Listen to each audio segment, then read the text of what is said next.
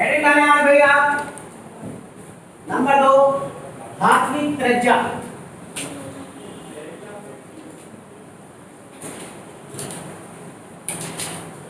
देखिए भाई, नंबर 2 बात कर रहे हैं अपन धात्विक त्रिज्या। बोर्ड पे देखिए, धातु जैसे सोडियम है, पोटेशियम है, कैल्शियम है, कॉपर है, चांदी है, सोना है, सब धातु है जो इलेक्ट्रॉनों को त्यागती है। और ये धातु क्रिस्टल के अंदर धातु परमाणु कैसे होते हैं?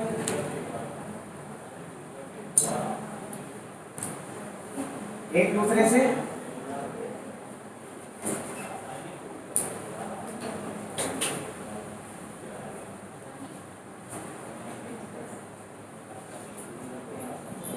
ऐसे जुड़े हुए होते हैं।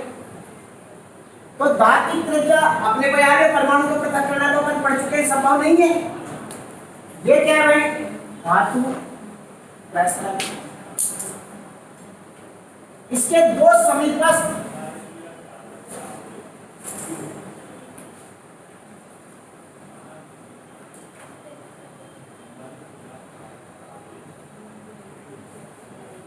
समीपस्थ हो गए कोई भी, तो इनके नाभिकों के बीच की दूरी का आधा मान क्या कहलाएगा भाई?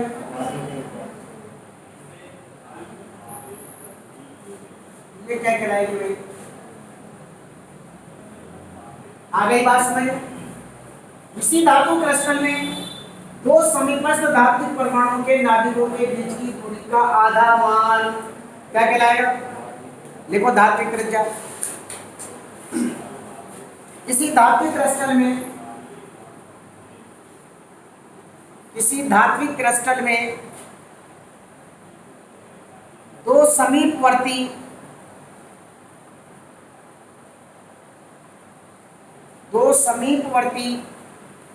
धातु परमाणुओं के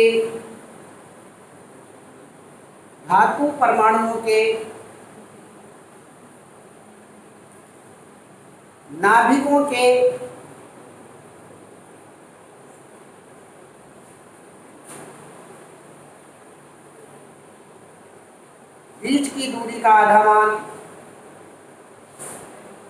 बीच की दूरी का आधा मान क्या कहलाता है भाई? धात्विक त्रिज्या कहलाता है।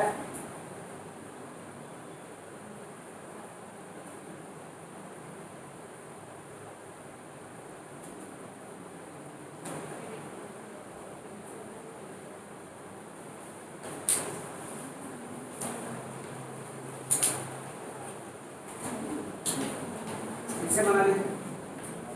जैसे देखो ये दो कॉपर है, दो समीपवर्ती कॉपर के नाभिकों के बीच की दूरी होती है 256 पिकोमीटर।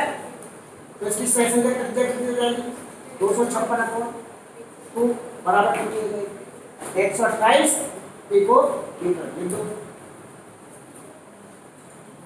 ये बनाओ, ये बनाओ, ऊपर वाला बना लेंगे। हाँ ये और ये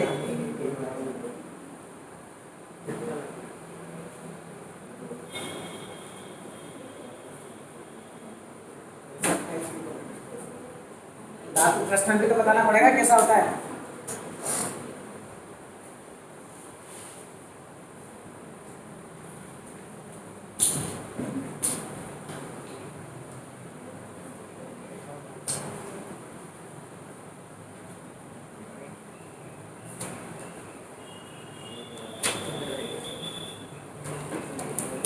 एक बार बताओ, इन दोनों में कौन सी त्रिज्या बड़ी होगी? धात्विक या सेशनजक? शाबाश। क्योंकि इसमें निकटतम संकुलन की स्थिति में होते हैं और उसमें ओवरलैप भी होते हैं, है ना? तो धात्विक त्रिज्या इज ग्रेटर देन, ये लिख देना नहीं।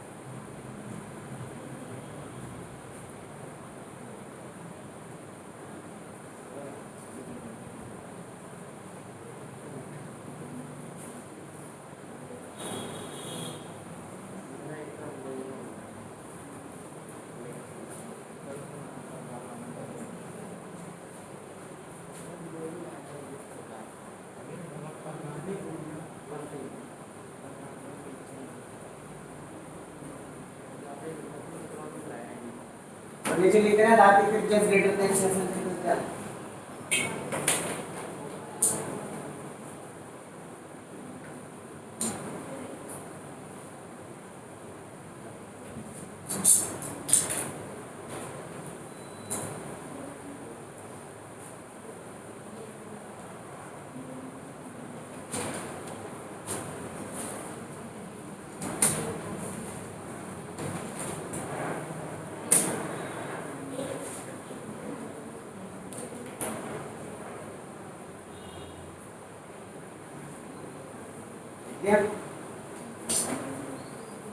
तीसरा है भाई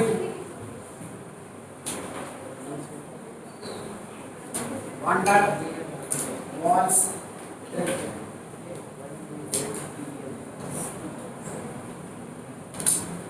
अब इधर सुने वाटर वॉल्स त्रिज्या किसकी होगी?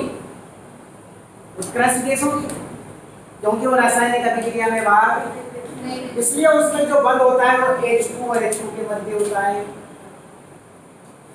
O2 और O2 के मध्य होता है। समझ में आ गई ना बात? तो एक अणु में कितने परमाणु है? आप ध्यान देना इसमें ये और ये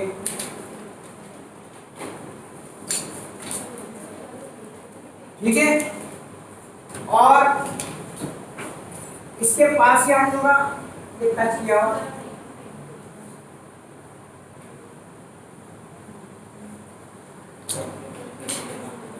ये नाभिक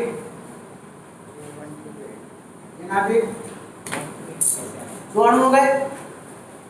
कितने अणु हो गए? मान लीजिए अपन इसका बनाने हैं Cl2 और Cl2। एक अणु Cl2 का हो गया Cl, एक हो गया Cl और ठीक है।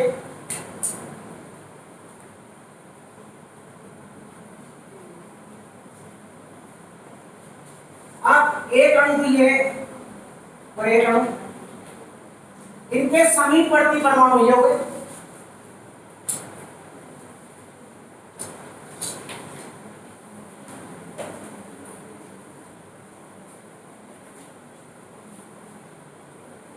के बीच की दूरी का आधा मान ये क्या कहलाएगा? क्या कहलाएगा?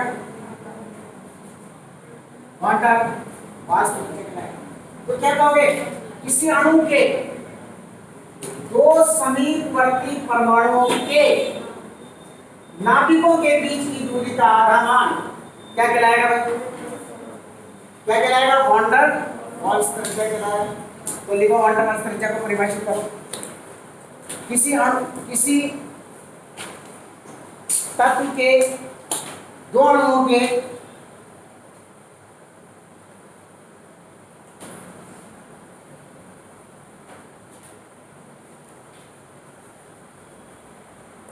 पास पास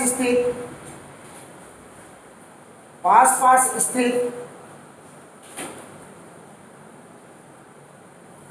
आबंधित परमाणुओं के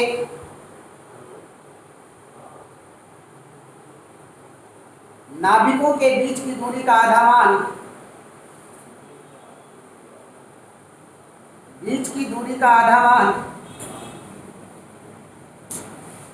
क्या कहलाता है भाई?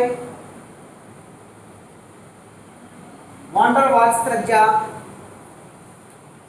कहलाता है।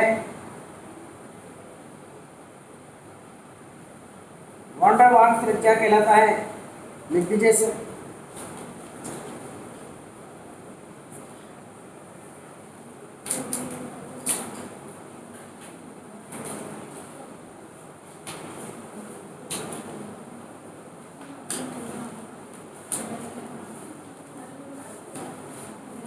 इसे बना लीजिए।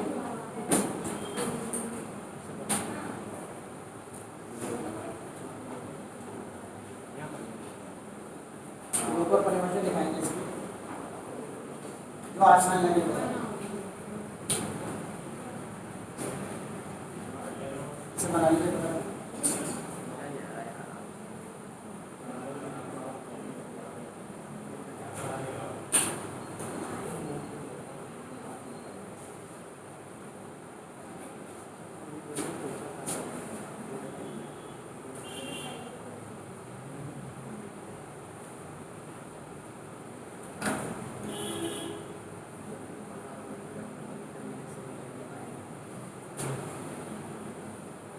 और अगर उत्कृष्ट कैसे होगी उसमें तो दो ही परमाणु होंगे केवल, क्योंकि एक परमाणु ही होता है ना।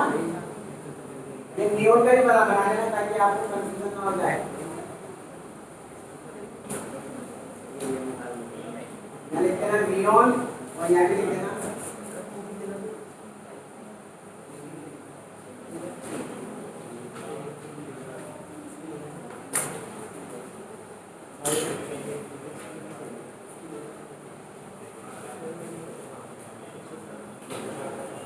नियोन का ऐसा बना देना, क्योंकि नियोन एक परमाणु होती है ना, helium neon argon proton neon या उत्कृष्ट गैस का बना देना।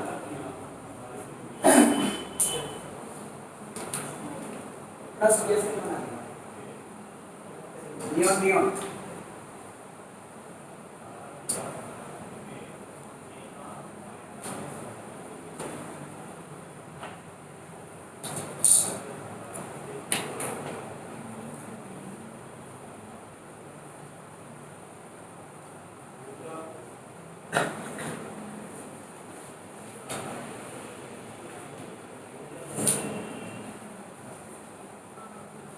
उत्कृष्ट जैसे एक परमाणु ही होती है।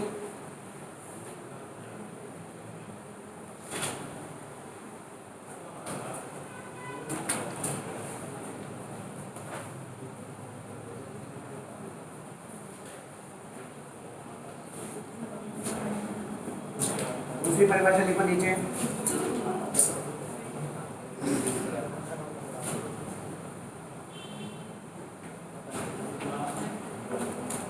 परिभाषा लिखो नीचे।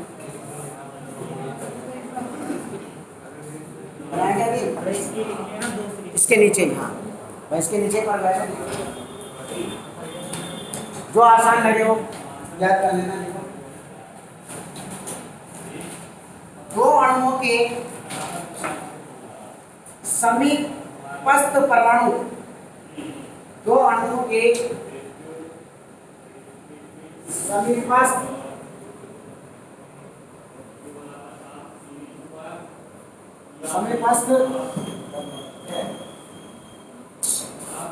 दो अणुओं के समीपस्थ परमाणु ब्रैकेट शो करो। देखो जिनके मध्य बंध उपस्थित ना हो, जिनके मध्य बंध उपस्थित ना हो, ब्रैकेट बंद कर दो।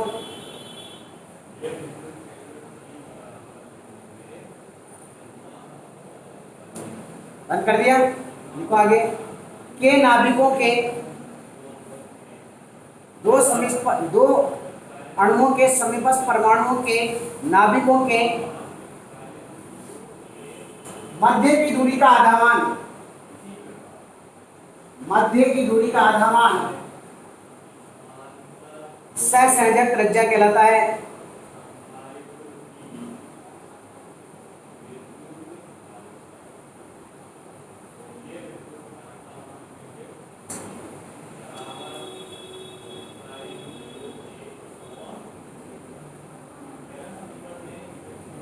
पैराग्राफ चेंज करो।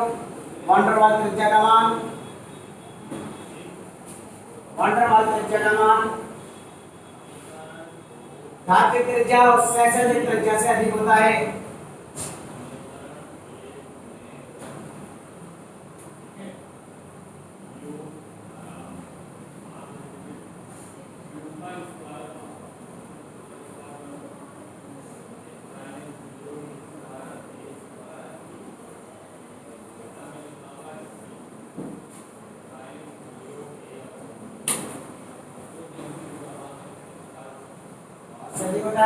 धातु त्रिज्या और सहसंयोजक त्रिज्या से दूसरे बात है, वान डेर वाल त्रिज्या ग्रेटर देन धातु त्रिज्या इज ग्रेटर देन सहसंयोजक त्रिज्या।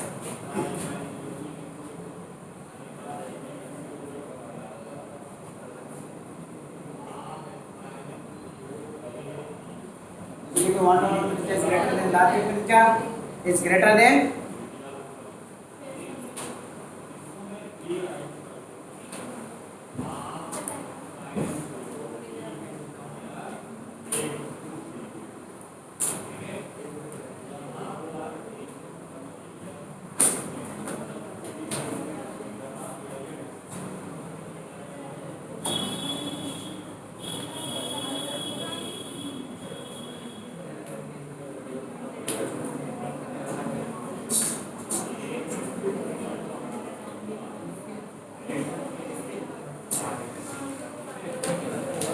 अब हेडिंग डालो भाई, परमाणु त्रिज्या को प्रभावित करने वाले कारक।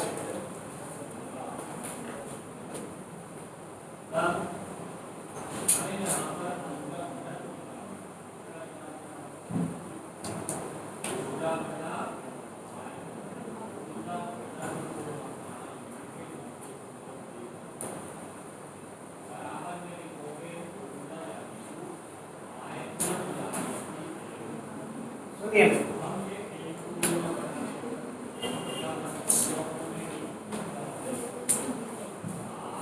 ये तो नाभिक है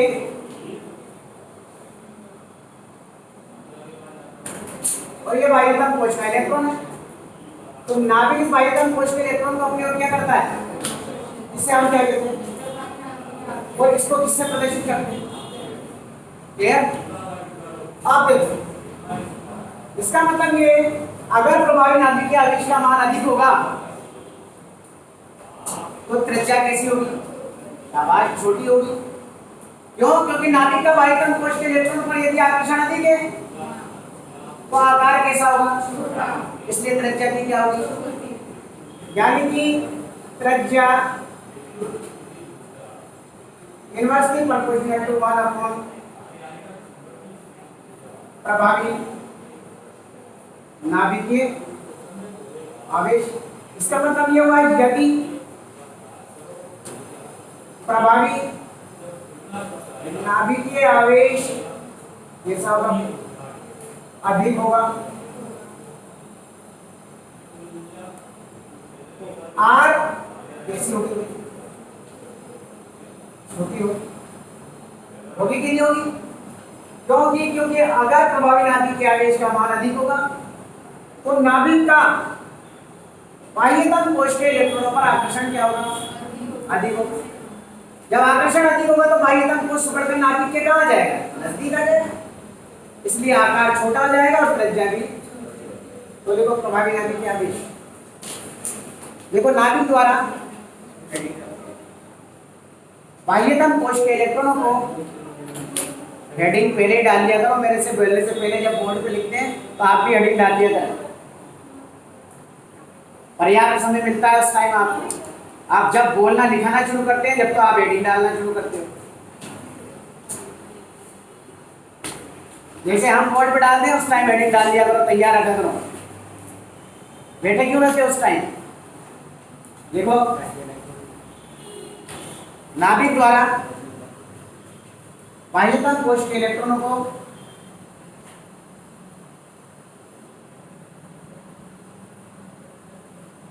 नाभिक द्वारा बाह्यतम कोश के इलेक्ट्रॉनों को अपनी ओर आकर्षित करना, अपनी ओर आकर्षित करना प्रभावी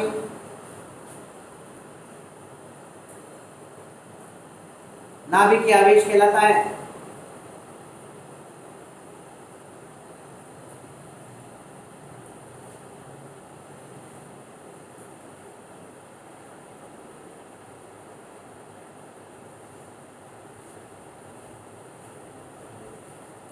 लिख देना, त्रिज्या इनवर्सली प्रोपोर्शनल टू 1 अपॉन प्रभावी नाभिकीय आवेश। चित्र नहीं बनाना है, त्रिज्या प्रोपोर्शनल टू 1 अपॉन प्रभावी नाभिकीय आवेश।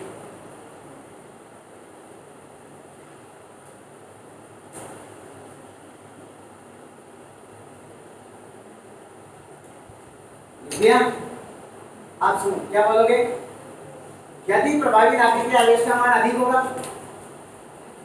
तो त्रिज्या का मान कैसा होगा, लिखो नीचे पैराग्राफ बना के, यदि एक लिखा देंगे, यदि प्रभावी नाभिकीय आवेश का मान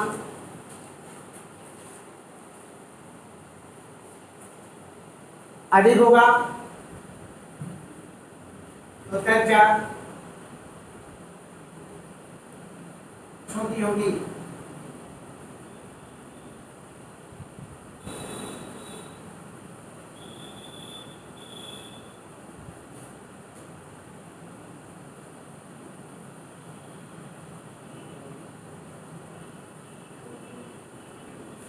इसलिए वो कारण है।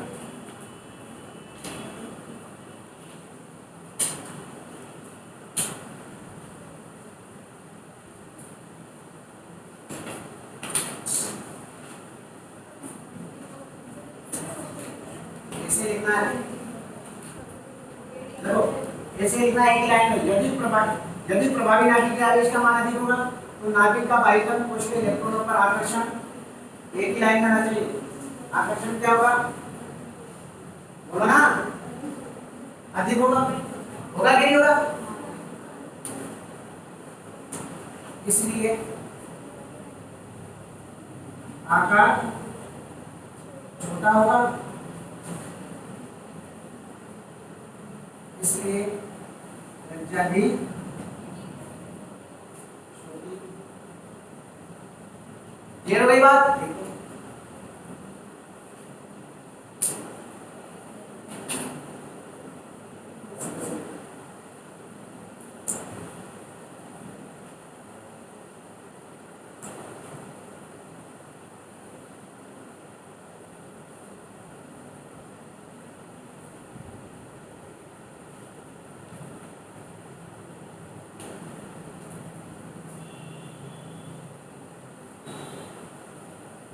विपरीत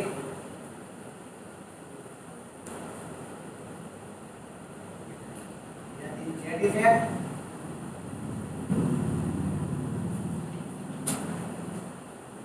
कम होगा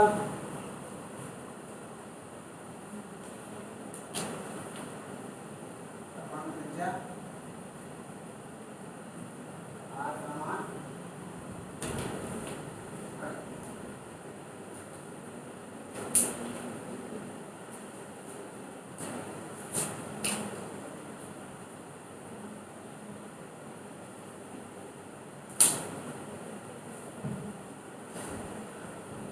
तो याद रखना, जब भी प्रभावी नाभिक के आवेश का मान बढ़ेगा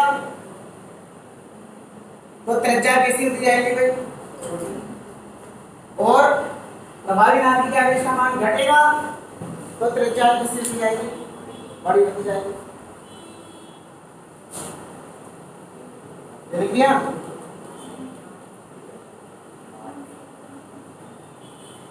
लिख दिया ना जी?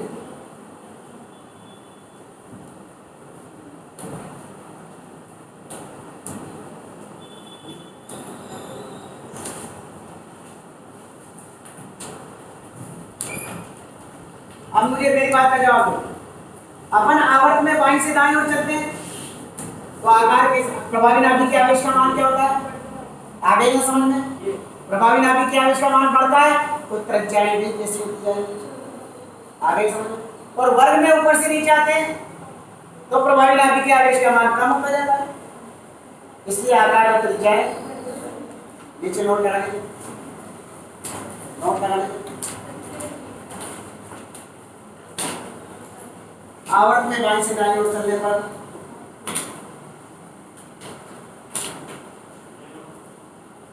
ये आपको याद रखना है, आवर्त में बाईं से दाईं ओर चलने पर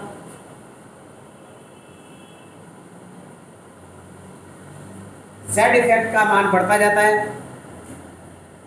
जेड इफेक्ट प्रभावी नाभिक के आवेश, जेड इफेक्ट का मान बढ़ता जाता है।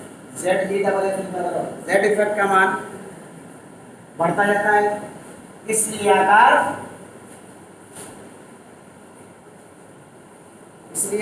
बोलो छोटे होते जाते हैं।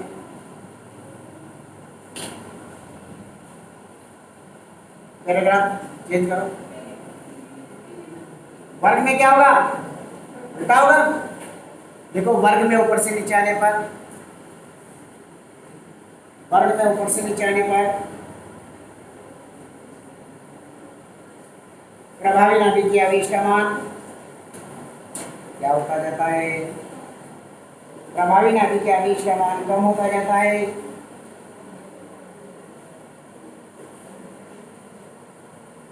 इसलिए आकार व त्रिज्याएं